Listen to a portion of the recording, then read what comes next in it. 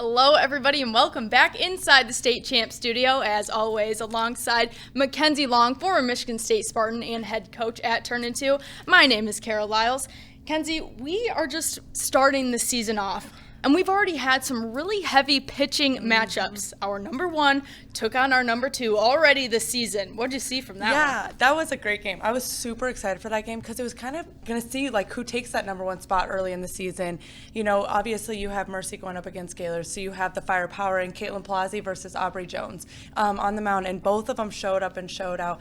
Honestly, the big thing that happened in that game was who was going to score the most runs and who was going to minimize the offense. And honestly, both of them did a great job with 15 strikeouts for Aubrey and 14 strikeouts for Caitlin.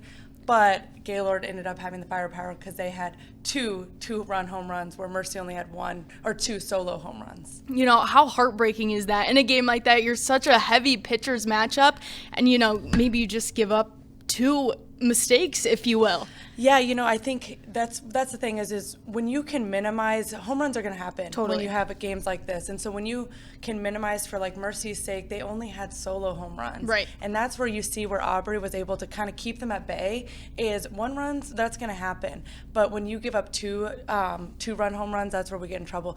My coach in college used to say all the time, if you score 4 runs in a close matchup, you're probably likely going to win that game. Yep. Another great game that we had this week was Lake Orion and Orchard Lake St. Mary's. What did you like out of that one? Yeah, that was a great game. That was a great offensive output game. I mean, Riley Limburger had 11 strikeouts. She gave up some hits, but the thing about Riley that makes her so dominant is she has a great curveball. So a lot of her outs are produced on the ground. She's a 50% ground ball rate right now, and she doesn't give up any extra base hits. In that game where you have Mia and you have Maddie Anson on Orchard Lake St. Mary's and you still don't give any extra base hits up, that's a great job by Riley. And that's how they were able to minimize the scoring for Orchard Lake St. Mary's. Another strong, offensively sound game was Hudsonville and Lowell. Yeah. Whoa. Yes, that was, 4 home runs in that game for Hudsonville. 2 by Ava Gardner, who's committed to Purdue Fort Wayne. Right.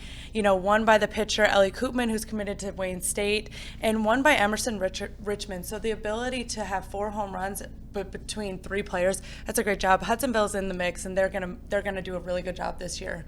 Let's sort of segue into our new rankings. We've got 3 new teams this week joining our list. Let's start with number 8, coming in with Grand Blanc. Yeah, you know, Grand Blanc is a great team. They were a great team from the beginning, but they're on the hands of Savannah Schultz, who's coming back from an ACL injury. And so seeing her dominance right away is really important for them. In that game against Midland, she had a home run. She had struck out 13 hitters, and they intentionally walked her. And so that just shows you that she's a key piece for Grand Blanc. And if she's as successful as she's been, they're going to go far as well.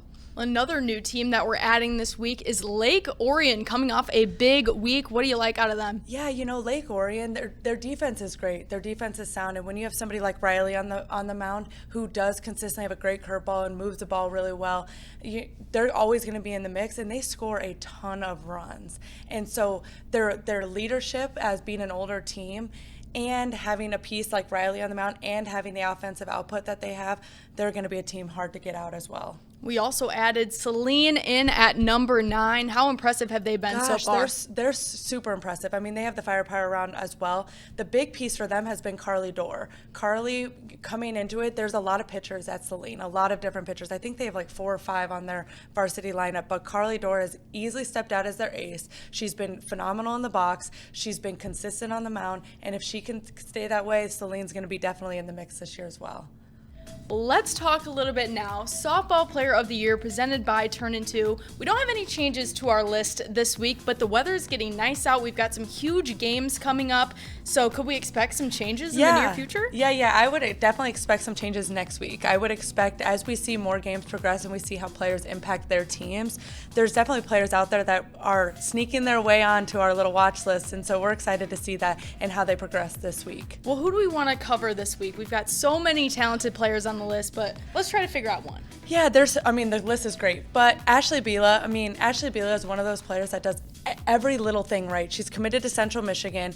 If she gets on, she scores like 90% of the time. She's constantly looking for the extra base hits. She's constantly looking to help struggle with the defense, right? She's always looking for how can I help my team win. She's phenomenal on the defensive side. In travel ball, she plays outfield, but in high school, she plays shortstop, so she's super versatile as well. That kind of reminds me of somebody that I know. Slapper, shortstop. Yes. Does that sound familiar to You know, I Ashley's, don't know. gosh, Ashley's one of my girls. You know, I do love that kid. She's somebody that I actually work with all the time. I've been working with her since she was 11. Her sister's currently playing at Michigan State. She's just a phenomenal player. It's hard to keep her.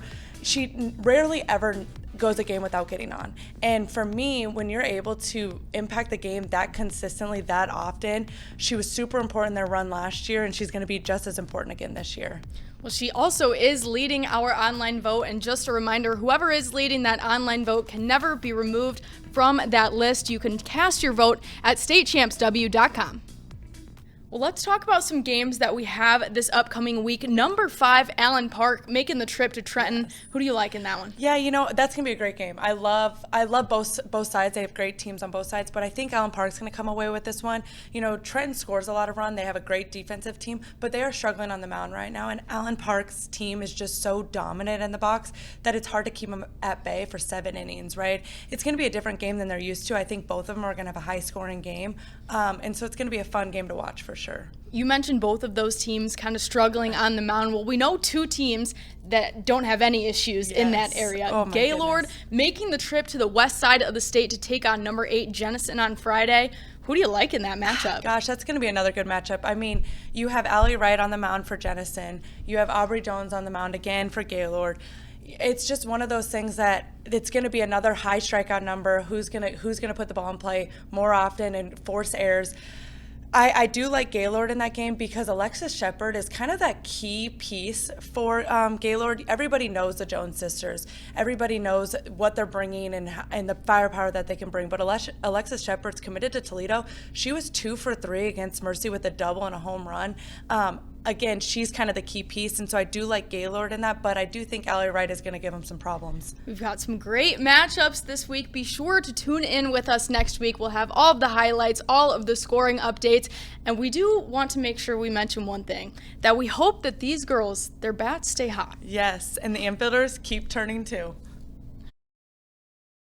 Swing Away is presented by Lawrence Technological University. Be curious, make magic. Swing Away is also presented to you by Turn-In-Two Softball. Continue to dream big and invest in development. Visit our website at turnin2mi.com. The Michigan High School Athletic Association, promoting the value and values of educational athletics. The Michigan Army National Guard, a proud sponsor of the MHSAA. And the Detroit Athletic Club Foundation's Michigan High School Male and Female Athlete of the Year Award.